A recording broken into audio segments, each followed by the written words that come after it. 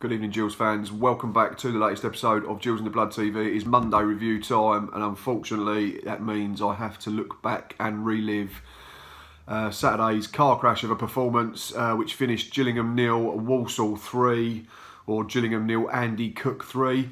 The Walsall frontman nicking a hat-trick. Probably one of the easiest of his career, unfortunately, because we defended like a drunken pub side. From first whistle to last, we were simply awful, and there was probably two, maybe three absolute tops on our team that come out with any sort of semblance of credit at the full-time whistle. Just one of them days where pretty much everyone was far from their best and weren't at the races, simply. 1-0 down after 9 minutes, 2 after 19. And then I'm sure Steve Lovell's half-time team talk would have all been about being solid, start of the second half and nicking the third goal of the game, and then maybe go from there and put them under pressure, because this was a team that, bearing in mind, hadn't won in 7 prior to turning up at the Priestfield on Saturday afternoon, and hadn't won an away game since Saturday, October the 6th. But we decided that Christmas was still going on a month after the actual event and gift wrapped all 3 strikes for them. And it was game over after 47 minutes, unfortunately. Steve Lovell, the manager, talks about a test of character now, and he says it's not the work rate and the effort that he wants to question of his players, it's the temperament and the mentality. It was a bad day at the office, but it's how they bounce back from a defeat, and they have done it before, they will do it again. They are disappointed and they know they haven't done themselves any justice. He then goes on to say that he thought his team were playing to the crowd rather than to what they work on in training, so to speak, in the week. He said the crowd are going to vent their anger, and I don't blame them. There was nothing for them to cheer about first half. This is where the players have to be stronger and stick to our beliefs and what we want to do, and not be swayed by what people are saying in the crowd. I don't want the ball to get and just tonk it forward. I want us to try and play football. That was the disappointing thing in the first half. Those people were shouting about getting the ball forward. I'm not sure we were just shouting about getting the ball forward for the sake of it, Steve. I think we was shouting about at least just keeping it in some way, because it just seemed every time we got it, we treated it like hot potato or some sort of bomb, and we were scared to have it. There was plenty of players that you'd expect to want and come and get the football were shirking responsibility and hiding behind their marker and not giving options. And the really disappointing thing was that despite going down, a goal down after 9 minutes, we'd already got in a couple of times. Bradley Garmston had got in behind their right back a couple of occasions and tried to get balls into the box, and Elliot List got in behind on the other side. And going forward, you thought that after 10-15 minutes that, yeah, there was something to work with, but defensively it was an absolute horror show. I think I tweeted yesterday morning and said that for the first goal, Gabriel Zakwani and Conor Ogilvie unfortunately marked the same man, and they just let Andy Cook run from back post to front post, and he's got a simple header from about 4 or 5 yards. We don't learn. The second goal comes shortly after Luke O'Neill had been left one-on-one with our former hero Matt Jarvis, and he'd caused him problems, but this time it was Luke O'Neill out of position up the pitch, and Alex Lacey isolated against Jarvis one-on-one, and he absolutely annihilated him, left him on his backside and stood up a ball far post. And Gabriel Zakwani again, unfortunately, decided to let Andy Cook just run off the back of him, and I think it's then Bradley Garmston and Callum Riley are slow tucking in at the far post, and we're all very reactive, and by the time they make an even attempt to get there, Andy Cook's headed it in again, and 19 minutes gone and the game's effectively gone. Going forward, we were blunt, we were lethargic, we were flat, we didn't really create anything. Myself and Boz spoke about Josh Reese and how he perhaps deserved to start after his match-winning cameo last Saturday at Burton Albion, but the game just passed him by first half, unfortunately. And then, yeah, second half, we made a change again, didn't we? I think we lost Alex Lacey to injury first period, and Tom Eaves come on and we changed the shape, but the pattern of the game didn't really change, and the half-time team talk went out the window 30 seconds into the second period, and like I said, 47 minutes in, the game was over.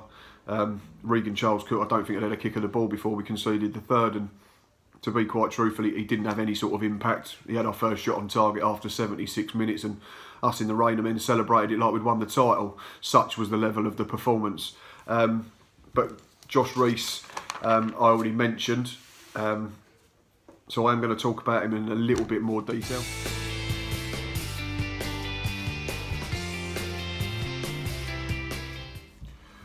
I thought that despite clearly not having a very good game, because none of our players did have a particularly good game, I thought Josh Rees second half showed a lot more than some of his senior teammates, and he was one of very few that at least wanted to get on the ball, was still trying to make things happen, was still trying to drive into dangerous areas. He had 2 good chances toward the end, and maybe on another day, if the game situation had been slightly different, he might have tucked one away, but it wasn't to be.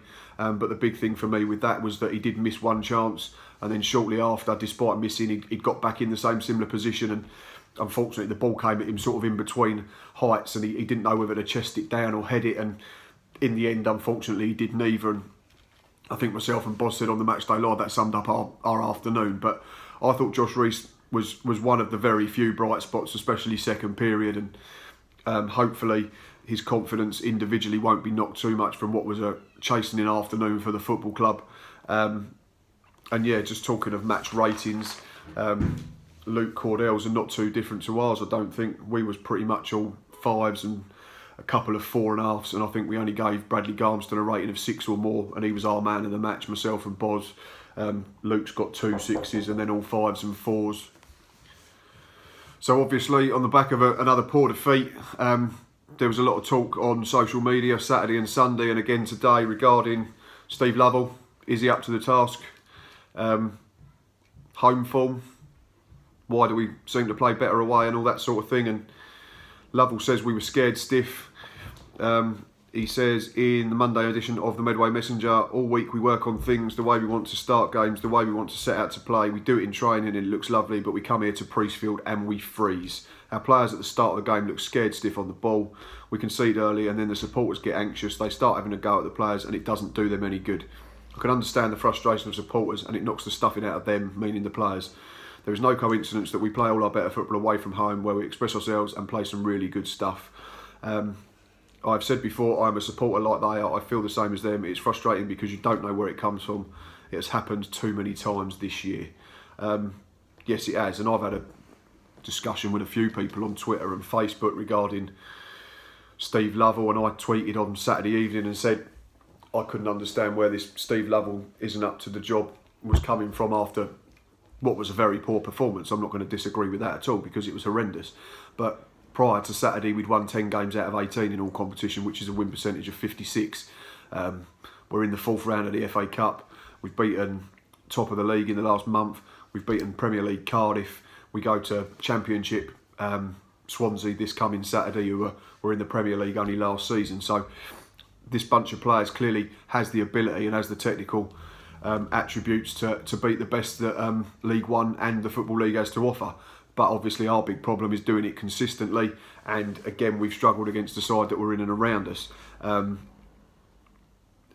think it was Reese from Factory Chat, formerly of the Jill's Fancast, who had a discussion with me and said, well yeah, but on the flip side of that, in 3 of the last 5 home games we've gone 3-0 down, which again is a very concerning stat, and it's something that needs to be eradicated, and it needs to be eradicated immediately. But I know I said start of the season, sort of September through August, September, when we went on that 12-game winless run, I said that it looked like Steve Lovell was struggling to find a plan B. But I think for the most part, over the 2 months or so, those 18 games that I spoke about prior to Saturday, I think he has found a plan A and a plan B, and he's found different ways to win football matches.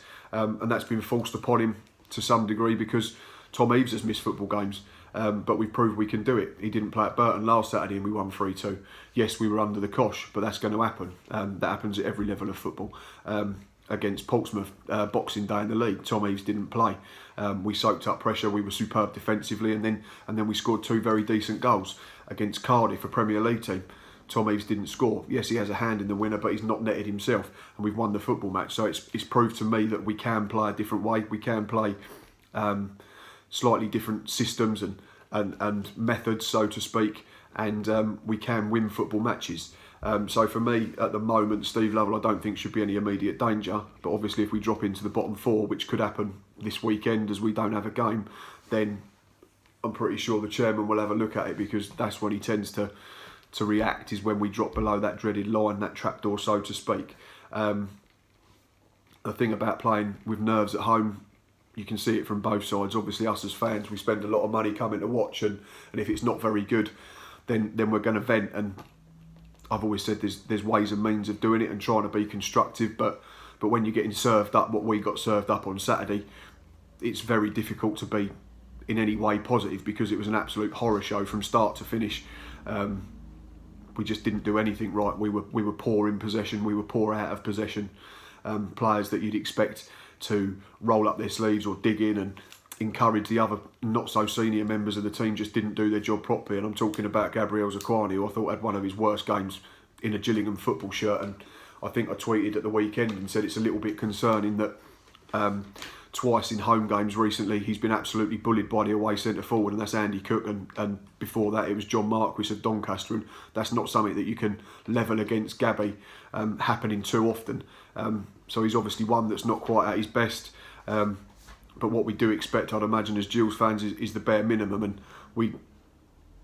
Steve Lovell says that we put the effort in, but there was plenty, I'd say, that just seemed to be coasting through the game, and whether that does come from nerves, I'm not sure, but from a fan's point of view watching it, it didn't look pretty at all. But it's done. We cannot change it. We can't affect what happened on Saturday anymore. All we can do is affect what we do moving forward. We have a full week to prepare for Swansea in the Cup, get the boys in, get it out of the system, discuss what went wrong, and aim to put it right. And fingers crossed, because we are travelling to Wales at the weekend, we tend to raise our game against the so-called bigger sides and better sides. So let's hope that we go to Wales and turn up at the Liberty Stadium, which is going to be an absolute beauty. The pitch will be immaculate. It'll be like a carpet, I'd imagine. Let's hope we can get it down and prove to everyone that we are a good football side, and we can mix it with the best. But Saturday was a complete write-off. We have to learn from it, and we have to learn immediately. Anyway, that's enough from me tonight. Not a very happy one, unfortunately, but we can't dress that up or sugarcoat it as anything other than an absolute nightmare. As always, thanks for watching. Comment down below on YouTube and let us know what you thought. Drop a like if you want, if you feel the need. If not, no drama. Please keep liking, retweeting, sharing, subscribing, and until next time, up the Gills.